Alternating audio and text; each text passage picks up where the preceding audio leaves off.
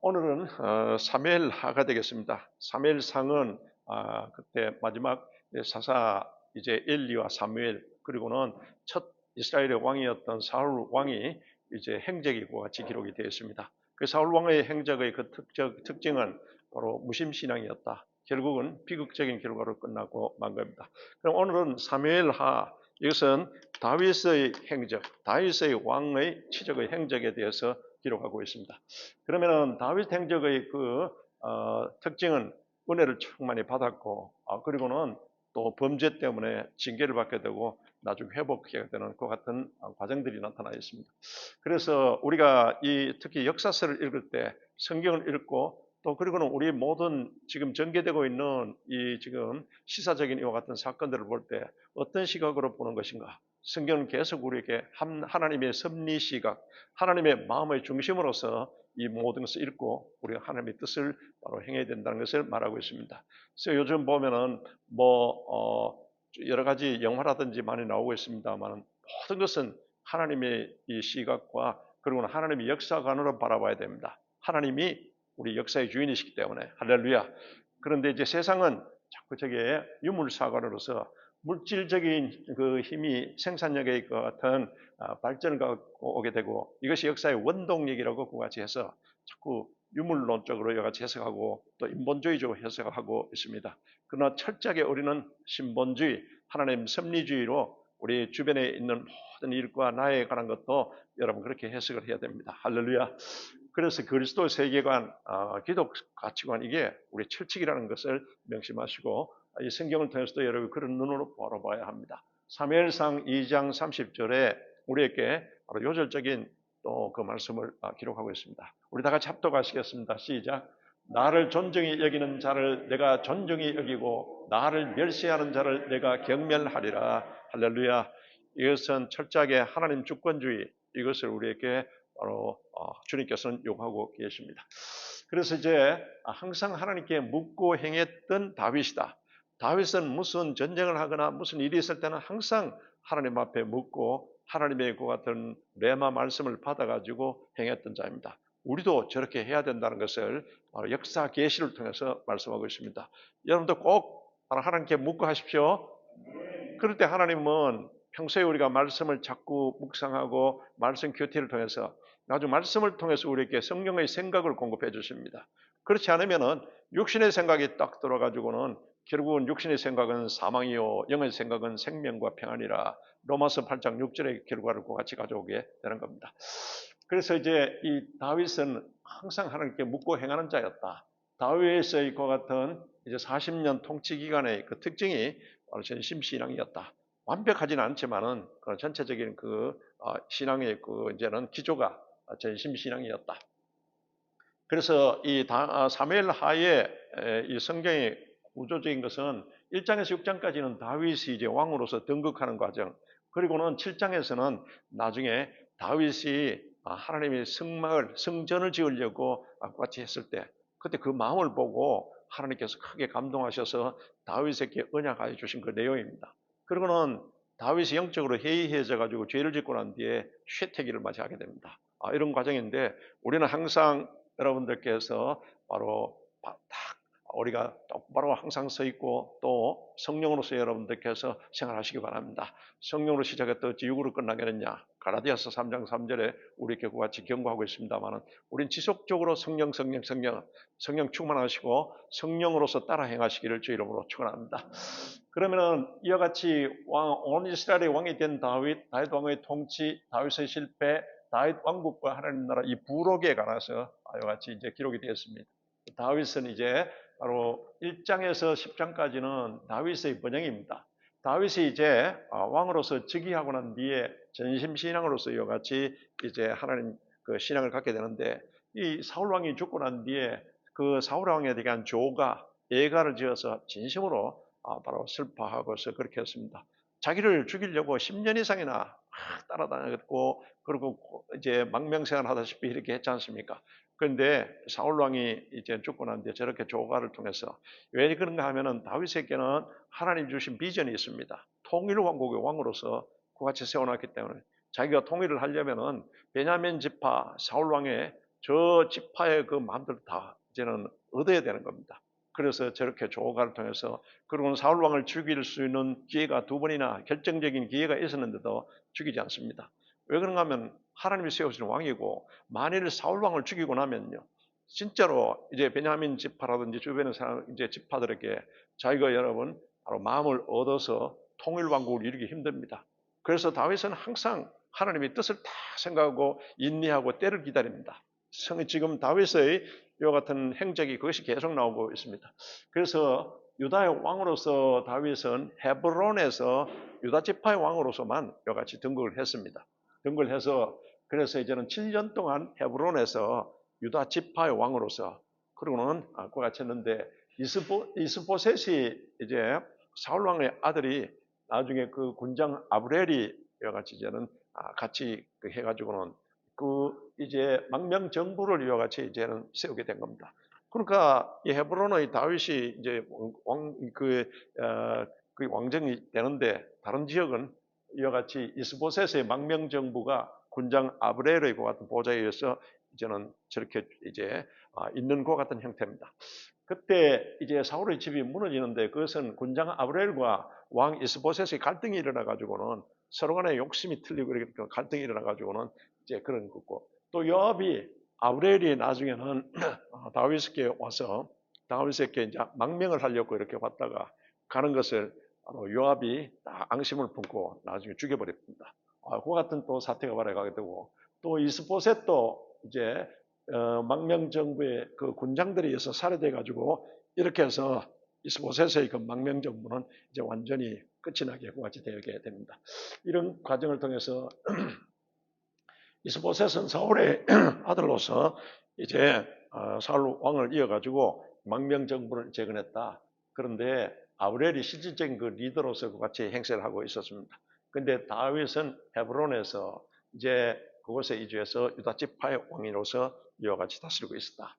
그래서 점점 약해졌다. 이스보셋은 왜 그런가 하면은 하나님 말씀대로 하나님 이제는 기도하고 이런 인도함을 받지 않았기 때문에.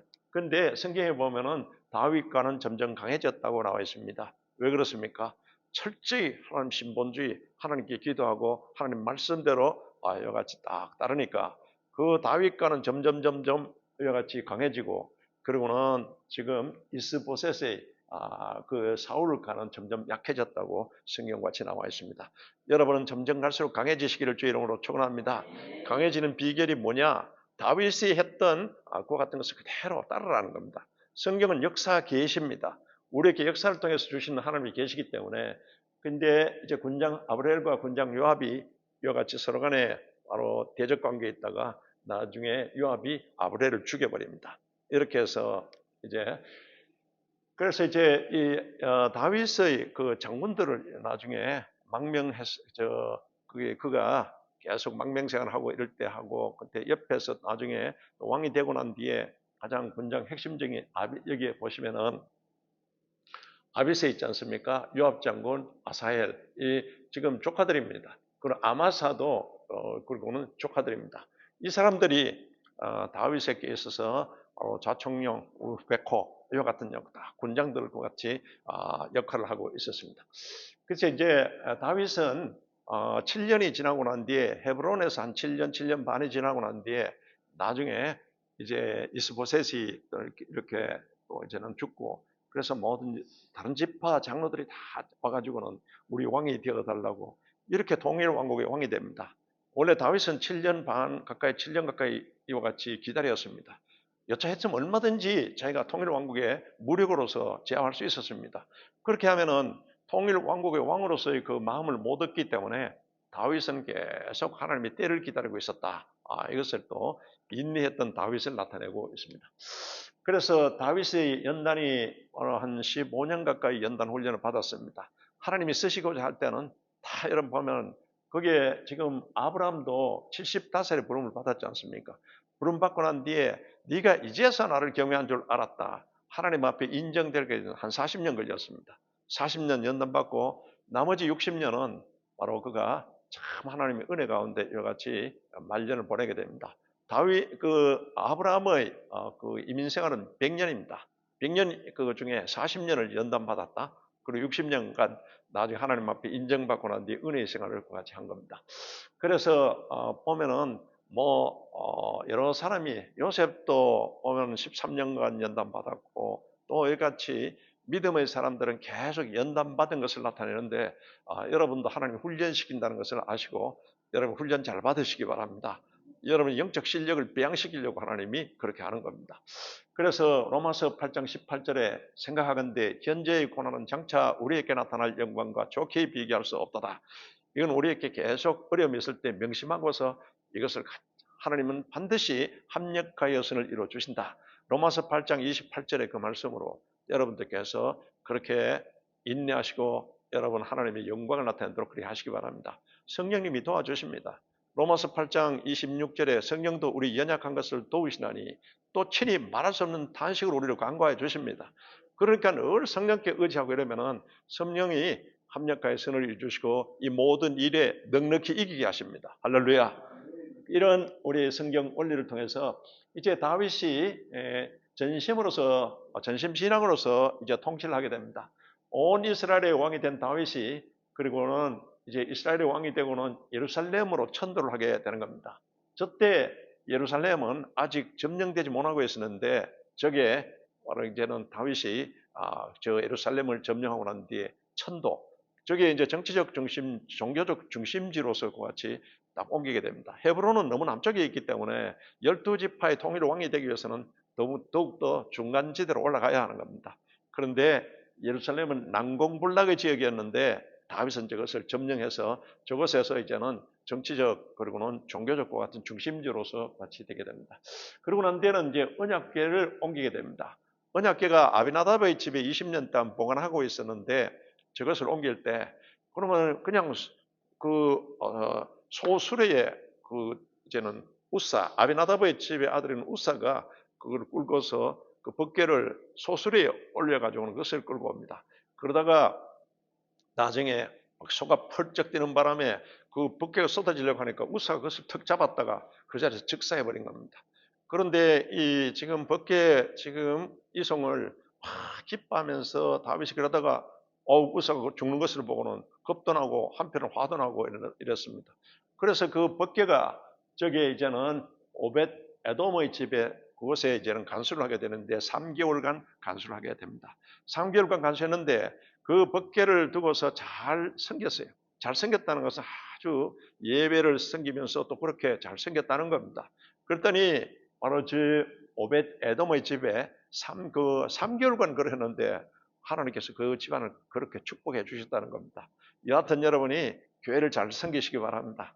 교회에 맡겨지는 것 같은 모든 일이나 또 모든 물건도 이렇게 간수를 잘 했더니 하나님께서 축복해 주신 것을 나타내고 있습니다.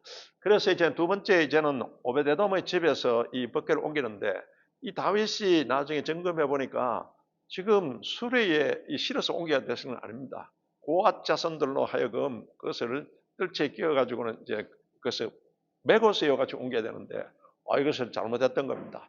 뭔가 하면 하나님이 법궤를 운반할 때는 이렇게 하라고 구체적으로 지시했는데 그런 걸 망각해보는 인간의 생각을 하다가 저런 불상사가 나게 됩니다. 이렇게 해서 성경에 기록된 대로 하나님 말씀대로 고앗 자손들이 그 법궤를 이와 같이 이제는 이송하게 돼서 이렇게 옮겨져서 제2차로 이제는 예루살렘으로 성막으로 오게 됩니다. 그래서 모든 것은 다 하나님 시킨 대로 해야 된다. 할렐루야. 성경은 철책입니다. 그래서 우리가 부분적으로 하는 것이 아니라 모든 것을 다 성경대로 또 그리고는 우리 모든 믿음 생활도 그렇고 여러분들께서 기도하시면서 그래 하시기 바랍니다.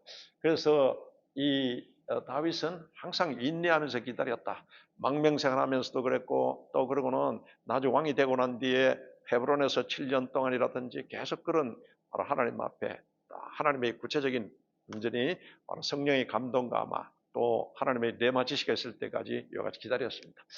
그래서 이제 다윗은 그렇게 신본주의로 하나님 중심주의로 항상 하나님 앞에 기도하고 말씀의 인도를 받으니까 승승장구했습니다. 여러분도 이렇게 승승장구하시기를 주의 이름으로 축원합니다. 그리고는 이제 다윗이 이제 남북 열 지파들이 이제 다시 왔을 때 이때 전부 12지파가 이제는 함께 통일 왕국을 이루게 같이 되게 되는데 그때 바로 여부스족이 예루살렘을 점령하고 있었기 때문에 요사 이래로 저것은 아직까지 점령하지 못하고 있었던 건데 다윗이 저것을 점령합니다. 수로를 통해서 들어가 가지고는 저 예루살렘을 점령해서 이렇게 해서 이제 통치 수도로서 삼게 됩니다. 그래서 그 당시 블레셋과 예루살렘 지역은 아직 다윗이 이제는 왕이 되었을 때도 저것을 점령하지 못하고 있었는데 나중에 다윗이 점령하게 됩니다. 그래서 이제 헤브론에서 예루살렘으로 이와 같이 옮기고 지정학적으로도 조금 더 12지파를 다 잘 다스릴 수 있는 곳으로 이제 이주하게 되었다. 그리고는 아비나답의 집에서 이제는 운송 사고가 났을 때 이때 오벳 에돔의 집에 보관하고 있다가 고핫 자손이 법궤를 이와 같이 운송했다. 그 전에 여러분 법궤를 이제 나중에 빼앗기고 난 뒤에 나중에 그 이제 가져오는 과정 지난번에 한번 말씀드렸지 않습니까? 여러분 이와 같이 빼앗겼다가 나중에 다시 찾아와서 이 기랏 야림의 아비나답의 집에 20년간 보관하고 있었습니다. 다윗이 왕이 되고 난 뒤에 이제 이것을 다시 찾아오게 된 겁니다. 다윗이 이제 법궤가 이렇게 운송되어 올 때 앞에서 막 춤추다가 바지가 내려가는 것 같은 것이 있었지 않습니까? 이 정도로 하나님을 기뻐하면서 법궤가 이제 다시 이송되어 오는 것을 기뻐했다. 그래서 이제 다윗이 이제 그러고 난 뒤에 이제 보니까 자기는 백향목 집으로 왕궁을 이렇게 지었는데 하나님이 법궤가 들어있는 그 성막을 보니까 텐트지 않습니까? 이렇게 보니까 마음이 좀 여러 가지 하나님 앞에 송구스러운 마음도 있고 그렇게 해서 다윗은 성전을 짓고자 같이 이제는 결단을 하게 됩니다. 그 나단 선지자에게 그 얘기를 하게 되는데 하나님께서는 바로 이 성전 건축은 그것은 여러분 보면은 기뻐하시지만은 다윗으로 하여금 성전 건축을 하지 못하게 합니다. 왜 그런가 하면은 전쟁을 하면서 손에 피를 많이 흘렸기 때문에. 그러나 성전을 짓고자 하는 그 마음을 하나님이 감동하신 겁니다. 그래서 다윗의 언약, 다윗에게 이와 같은 언약을 주십니다. 그 마음을 하나님이 너무 기뻐하시면서요. 그래서 이스라엘의 주권자로 삼겠다. 어디를 가든지 함께 하겠다. 하나님이 은총을 거두지 않겠다. 다윗의 집과 나라와 왕위가 영원히 보존되고 경고하겠다. 할렐루야. 이 나중에 여러분 다윗의 이 위를 통해서 나중에 메시아 우리 예수님이 오시지 않습니까? 이와 같이 다윗의 언약입니다. 이렇게 해서 이제 솔로몬으로 하여금 성전 건축을 하나님이 하도록 그와 같이 이제는 허락을 하십니다. 그런데 다윗에게는 조금 전에 설명드렸다시피 전쟁에서 피를 너무 많이 흘렸기 때문에 너는 성전 건축은 안 된다고 합니다. 이때 바로 다윗은 비록 자기는 성전 건축을 하지 못하지만은 그 마음이 항상 전심신앙이었기 때문에 하나님의 성전을 짓는데 많은 자재가 들어가고 돈도 많이 들어가지 않습니까? 다윗이 가졌던 재산 전부 여러분 다 성전 건축에 이와 같이 우리를 지금으로 말하면 성전 건축 헌금을 다 내게 되고 또 그러고는 설계도 이 모든 것들을 다윗이 다 여러분 보면은 다 준비해 가지고 성전을 지을 수 있도록 같이 준비를 하게 됩니다. 그래서 이제 다윗과 맺은 하나님이 그 다윗의 그 마음을 보시고 조금 전에 말씀드렸다시피 다윗과 언약을 맺었는데 그 전에 에덴의 언약 바로 여인의 후손을 통해서 뱀의 후손을 이길 것이다. 메시아에 대한 그 같은 예언이 바로 나와 있습니다. 에덴에서 하나님의 그 선악과를 따먹지 않고 하나님 주권을 탁 세우고 중심 잘 했을 때는 바로 하나님이 모든 복락을 허락하셨지 않습니까? 그리고 또 인간이 죄 짓고 난 뒤에 하나님은 메시아를 보내서 우리를 구원한다는 그 같은 언약을 하십니다. 이게 창세기 3장 15절인데 이와 같이 에덴의 언약입니다. 그리고 나중에 죄악의 관역에서 나중에 인간들을 홍수로 세대적인 심판하고 난 뒤에 노아의 가족들만 살았지 않습니까? 이때 노아의 언약, 이것은 인류를 다시는 홍수로 멸하지 않겠다. 이와 같은 언약을 하면 너는 이 땅에서 바로 생육하고 번성하고 정복하고 다스리라고 같이 하나님이 언약하십니다. 그리고 난 뒤에 이제 나중에 한 족장을 통해서 인간을 구원하고자 하나님이 그와 같이 계획을 세우고 이제 아브라함을 불러서 아브라함에게 언약합니다. 아브라함의 후손이 장차 큰 민족을 이루게 될 거다. 할렐루야. 이 다 이루어지지 않습니까? 그리고는 이제 시내산 언약을 합니다.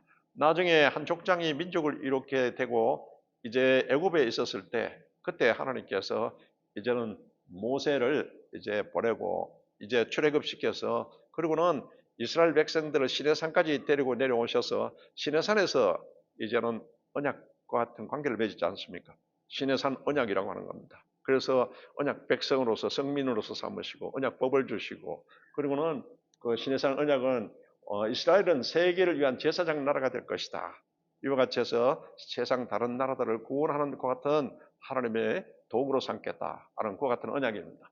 그리고는 제사장 언약입니다. 아론의 후손들이 다 제사장이 되고 바로 영원히 제사장직을 수행할 것이다. 그런 다윗이 오늘 설명드렸다시피 다윗이 성전을 짓고자 하는 그 마음, 그 전심의 그 마음을 보시고 하나님께서 다윗에게 하는 언약입니다. 이걸 다윗의 언약, 다윗의 집과 보좌가 영원히 굳게 설 것이다.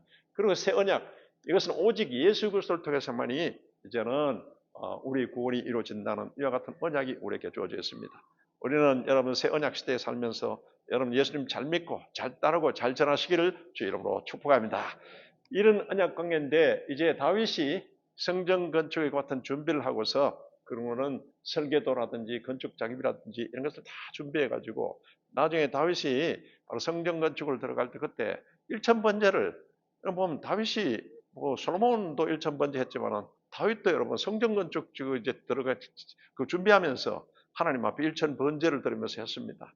일천번제하고 그 의미는 조금 틀립니다만은 여러분 우리 골드코스트 순복음교회 성전 건축을 위해서도 여러분이 일천번제는 일시에 다 일천번제를 드렸는데 그런데 우리가 일천일을 이렇게 나누어서 여러분이 매일 새벽 기도라든지 이런 것을 통해서 일천번제를 통해서 하나님의 건축에 여러분들께서 한번 같이 한번 섬겨보십시오. 하나님의 큰 은혜가 있을 줄로 믿습니다.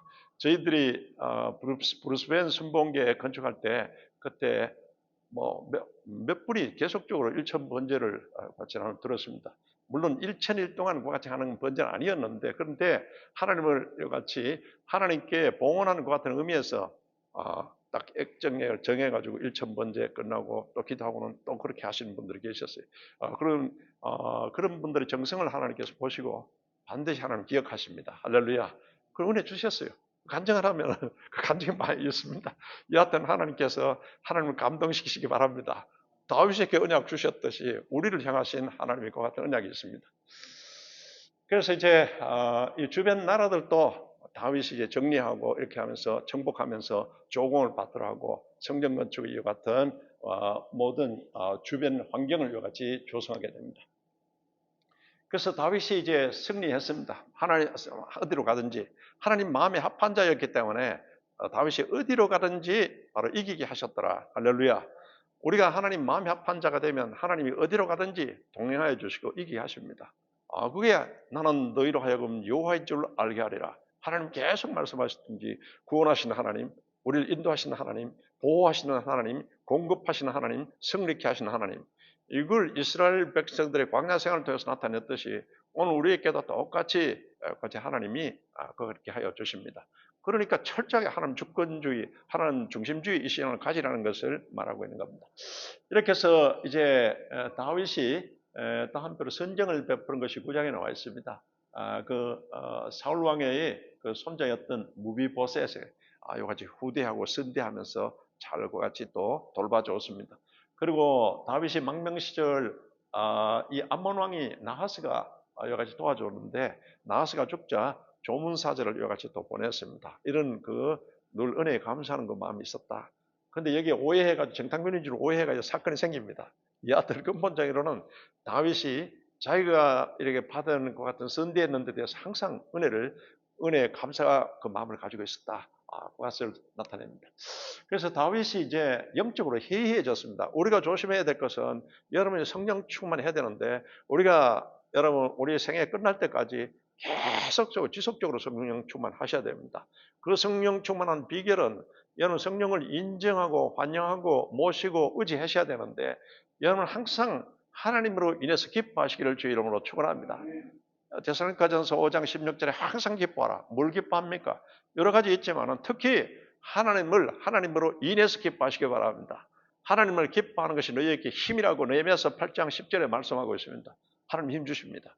그리고는 하나님이 주신 말씀 붙잡고 쉬지 말고 기도하시기 바랍니다. 계속적으로 기도해야 됩니다.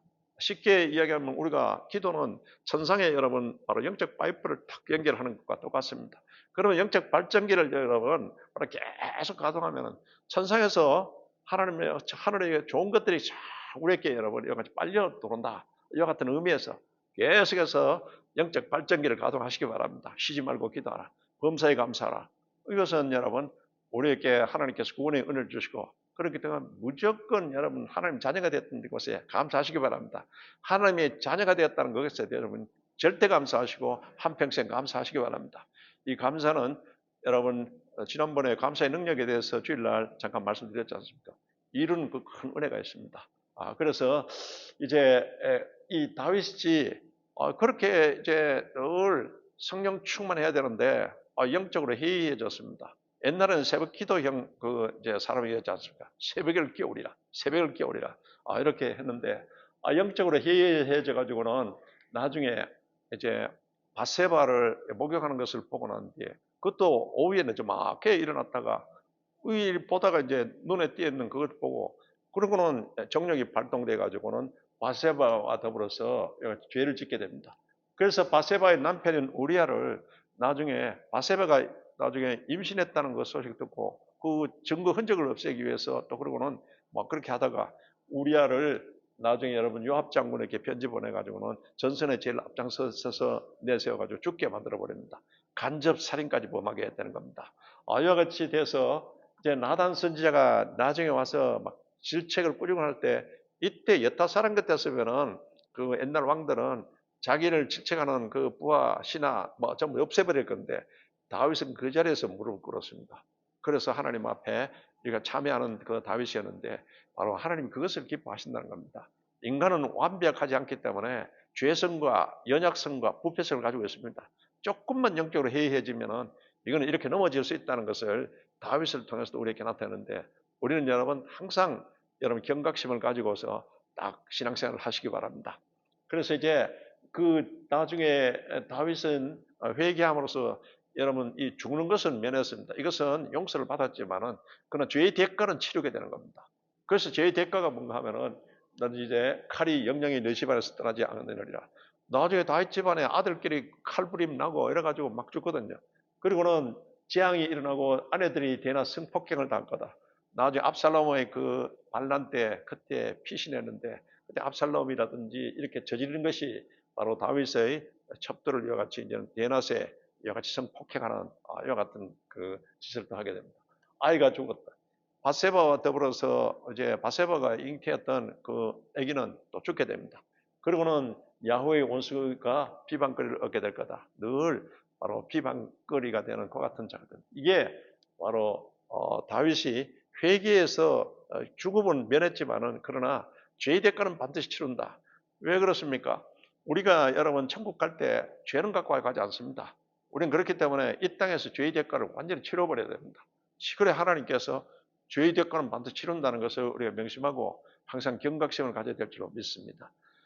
이렇게 해서 이제 이 한창 승리 잘 나가던 이 다윗이 영적 회의를 통해서 바세바의 이 사건 이후에 바로 하락하는 것과 같은 여러 가지 결과를 가져오게 됩니다. 그래서 하나님의 징벌이 따르는 것과 같은 것이었다. 그래서 다윗의 영적 회의는 바로 부하들은 전쟁터에 내보내고 옛날에는 다윗이 전쟁 나갈 때 제일 앞장서서 나갔습니다. 그런데 이제 점점점 전쟁에 자꾸 이기고 하니까 영적으로 해이해져 가지고 그래서 본인은 궁정에 남아있고 저녁 때에 다윗이 거의 침상에서 일어나 이와 같이 나와 있습니다. 이제 새벽 기도형 지금 다윗이 이제는 새벽 기도 잘 안 하고 조막하게 일어나가지고 이게 이제 영적 회의를 가져오게 됩니다. 이렇게 해서 아침형 인간 다윗이 저녁형 인간으로 변했다. 이와 같은 영적 상태를 나타내고 있습니다. 그래서 이제 정력이 발동돼 가지고 이제 나중에 간접 살인 죄를 범하게 되고 그때 나단이 이제 찾아왔는데 나단이 금방 안 찾아옵니다. 나단이 이제 다윗이 지금 그 숨기려고 이제는 완전 범죄 같이 숨기려고 이렇게 같이 하고 있었는데 약 1년 후에 이때 나단이 찾아옵니다. 찾아와가지고 딱 죄를 질책하고 딱 지적합니다. 그때 여러분 보면은 이 다윗의 불순종 악행에 대해서 질책을 하거든요. 그때 딱 질책하는 것이 네가 야훼의 말씀을 업신여기고 나보기에 악을 행하였느냐. 그래서 이 일로 인해서 여호와 야훼의 원수가 크게 비방거리를 얻게 하였으니 그렇지 바로 다윗의 그 불순종에 대해서 딱 질책을 그같이 합니다. 악행했다. 바로 그같이 합니다. 그래서 그 죄의 대가는 조금 전에 말씀드렸다시피 칼이 그 집안에서 떠나가지 않고 그리고는 재앙이 일어나고 또 그런 이런 불상사가 일어나게 됩니다. 아기도 나중에 죽게 되고 이런 결과를 가져오게 되는 겁니다. 죄에 대한 징계는 그러고 난 뒤에 그 집안에 칼날이 떠나가지 않았다고 했는데 근데 그 큰아들 암논이 자기 이복 여동생 다말을 성폭행을 하게 됩니다. 그랬더니 바로 다말의 친오빠인 압살롬이 그것을 알고는 가가지고는 암논을 척살해 버립니다. 그리고는 나중에 압살롬이 계속 아버지가 그러니까 다윗의 처신도 좀 애매하게 요구했어요. 근데 다윗에 대해서 계속 반감을 가지고 있다가 나중에는 반란을 일으킵니다. 이때 다윗이 하나님을 멸시하니까 하나님께서도 경멸히 여기는 이와 같은 것이 집안에 바로 그 예고된 대로 이런 일들이 벌어지게 됩니다. 그래서 다윗은 눈물의 참회시 시편 51편에 보면은 눈물로서 하나님 앞에 절절히 구구절절히 막 회개하는 것 같은 것이 나와 있습니다. 이렇게 해서 이제는 다윗이 이제 고난을 이제 겪게 되는 그 과정이 다말을 겁탈하는 것 같은 사건으로 암논이 또 압살롬에게 살해되고 압살롬의 반역이 일어나고 압살롬의 반역이 일어났을 때 예루살렘 쳐들어올 때 그때 바로 피난 가는 길에 시므이라고 하는 이제 베냐민 지파의 시므이가 막 비루한 자요 이러면서 막 돌도 던지고 재를 뿌리면서 다윗을 같이 모독합니다. 지금 피난길에 가는데 그때 옆에 있던 아비새 장군이 저놈 내가 당장 죽여버리겠다고 합니다. 이때 다윗이 아니라 그만두라고 합니다. 다 하나님의 뜻이 있다. 왜 그러면 전 내 죄의 대가라. 그것은 하나님의 섭리라고요 같이 다윗은 그것을 그렇게 수용합니다. 그냥 또 죽이지 말 그냥 두라고 합니다. 그렇게 이제 피신간데 시므이가 모독하는 이런 사건도 있었습니다. 나중에는 세바가 베냐민 지파의 불량된 세바가 반란을 일으키는 이와 같은 또 사건도 있습니다. 이와 같이 말년에는 다윗이 큰 어려움 가운데 교만한 그 같은 것으로 인해서 또한 고통을 당한 것도 있습니다. 이는 뭔가 하면 지금 현재 자녀들 속에 아들이 다윗이 19명이 있거든요. 19명이 있는데 문제는 뭔가 하면 다윗은 자기는 전심신앙으로서 하나님 중심 신앙을 가졌지만 지금 자녀들께 쉐마 교육을 제대로 시키지 않았다는 겁니다. 신앙교육 쉐마 이것은 신명기 6장 4절에서 9절에 엄명을 내리지 않습니까?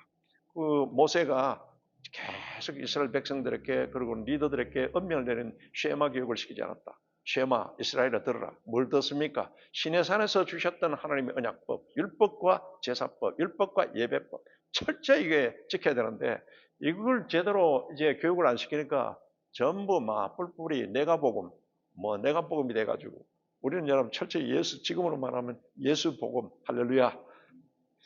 이렇게 돼서 이제 압살롬의 반란으로서 이제는 나중에 요압 장군이 압살롬이 반란을 일으켜가지고 나중에 전쟁을 하게 되는데 그때 압살롬의 머리카락이 아주 미남인데다가 머리카락이 아주 막 자랑스럽게 찰랑거리면서 있는데 나중에 그 머리카락이 전쟁하다가 나중에는 밀리는 바람에 도망가다가 상수리 나무에 탁 걸려가지고 그러고는 노새가 팍 빠져나가 보니까 그래서 그 상수리 나무에 대롱대롱 매달리게 됩니다.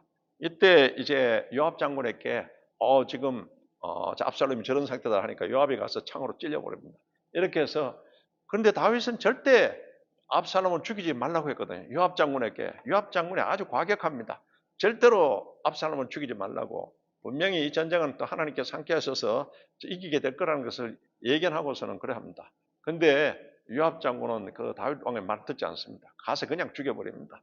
그래 그 나중에 이런 결과를 가져왔는데 시므이가 나중에 이제 저주 사건이 이제 표출된 것을 다윗은 그것을 그냥 수용했다. 근데 돌아올 때 이때 시므이가 나중에 그 압살롬을 제압하고 나중에 이 다윗이 돌아올 때 그때 시므이가 1000명의 같은 베냐민 집 사람들 데리고 나와서 딱 다윗에게 엎드립니다. 바로 용서해달라고 해요. 그때 다윗은 용서를 해줍니다. 이렇게 해서 이제 압살롬의 그 같은 반란을 이제 제압하고 그리고는 압살롬이 죽었다는 이와 같은 소식을 듣고 다윗이 통곡을 합니다. 통곡을 하면서 지금 자기 방에서 나와가지고 정치를 또 해야 되는데 나오질 않습니다. 그랬더니 요압이 찾아가가지고는 요압이 항의를 합니다. 그럼 내가 우리가 죽었으면 좋겠냐고. 지금 반란을 일으키는 좀 불효자식인데 그런데 우리가 죽었으면 좋겠냐고 이와 같이 하면서 윽박지릅니다. 그랬더니 이제 나중에 다윗이 나와서 마음에는 압살롬을 마음에 두고 있었습니다. 위험한 놈이다. 이와 같은 것을 마음에 두고 있었다는 겁니다. 이렇게 해서 다윗이 이제 귀환하면서 시므이가 조금 전에 말씀드렸다시피 이제 나와서 다윗에게 이제 용서를 구합니다. 그때 용서해 줍니다. 그런데 또한 이제 조나단의 아들 무비보셋을 선대하면서 잘 돌봐주고 그리고는 다윗이 이제 그 압살롬의 반란 때 잠시 피했을 때 어려운 상황에서 그때 이 바르실레가 같이 후대해주고 여같이 또 잘 선대하면서 다윗을 섬겼습니다. 그래서 나중에 돌아올 때 다윗이 감사해서 같이 가자고 여같이 했대. 자기는 나이가 들었기 때문에 그래서 아들을 그냥 따져보내고는 자기는 괜찮다고 하면서 이와 같이 은혜의 또 감사를 서로 간에 표현하는 같은 또 일이 있었습니다. 이 중간에 나중에는 이제 베냐민 지파의 불량배들이 나중에 또 이와 같이 세바의 반란을 일으키는 이와 같은 사건도 이제 있었다. 그 다윗의 말년에는 이것은 부록의 21장부터 만약 24장까지는 부록에 해당하는 것 같은 기록입니다. 이거 뭔가 하면은 이스라엘에 3년 기근이 있었는데 21장에 3년 기근이 왜 일어나는 건가? 그것은 예전에 여호수아가 기브온과 화평제약을 맺었습니다. 화목제약을 맺었습니다. 이거는 바로 이들에게 쏘아가지고 맺은 겁니다. 그런데 하나님의 이름으로 이와 같이 맺었어요. 그런데 성경에는 여호수아가 하나님께 여러분 기도하지 않고 맺었다고 나와 있습니다. 그래서 이게 큰 실수였던 겁니다. 그러나 하나님의 이름으로 맺은 죄악이기 때문에 그대로 이제는 저들을 죽이지 않고 우리 가나안 7족속 중에 들어간 족속입니다. 그런데 죽이지 않고 나중에 이들을 그냥 이제 두었는데 사울이 나중에 그 기브온 사람들 학살했습니다. 학살해가 피를 흘렸는데 그것 때문에 바로 하나님의 이름으로 화목제약을 맺은 그것을 사울왕이 깨버렸기 때문에 3년 동안 기근이 오게 같이 된 겁니다. 나중에 다윗이 왕이 되어서 3년 동안 기근 그것을 알아봤더니 사울이 기본 사람 많이 학살한 것 때문이다. 그래서 사울 자손 7을 이제는 딱 골라가지고는 그들에게 이제는 건네줍니다. 그들이 이제 목매달아서 죽였는데 우리 생각으로는 뭐 이럴 수가 있는데 하여튼 역사 사건이 저렇게 있었어요. 그럼 뭔가 하나님의 이름으로 행한 일에 너희들이 함부로 하나님의 이름을 망령되이 했다는 그 같은 또 하나님의 그 내용입니다. 그래서 다윗은 22장에 다윗은 항상 자기를 이기게 하셨던 하나님에 대해서 전쟁에서 바로 승리한 그 감사 찬양을 계속 이제 지었던 것을 나타내고 있습니다. 시편에 보면은 어려운 중에서도 항상 하나님 찬송하지 않습니까? 그러니까 이와 같은 다윗이 이제는 그 승전과 감사를 올렸다. 근데 22장부터 23장부터 24장까지는 다윗이 말년에 조금 교만기가 들어가지고는 쓸데없이 인구 조사를 해가지고 자기 군사를 자랑하려고 인구 조사를 했다가 하나님이 벼르고 있었어요. 이때 다윗이 계속 인구 조사, 자기 과시하려고 하는 것인데 이 요압 장군이 말렸습니다. 이거 하다 큰일 난다 했는데도 딱 제끼고는 그 같이 인구 조사를 시켰습니다. 인구 조사를 다 하고 난 뒤에 그때서야 잘못됐다는 것을 또 깨닫게 되고 하나님이 징벌이 내리게 됩니다. 이렇게 해서 이제 선택 중에 3일간 전염병이 도는 이것을 선택했는데 그것 때문에 다윗 한 사람의 그 같은 교만 때문에 이렇게 7만 명이 전염병으로서 죽어나갑니다. 이때 아리오나 그 타작 마당을 딱 그곳에서 하나님 앞에 번제를 드리고 화목제를 드렸을 때 그때 질병이 딱 전염병이 끝쳐지게 됩니다.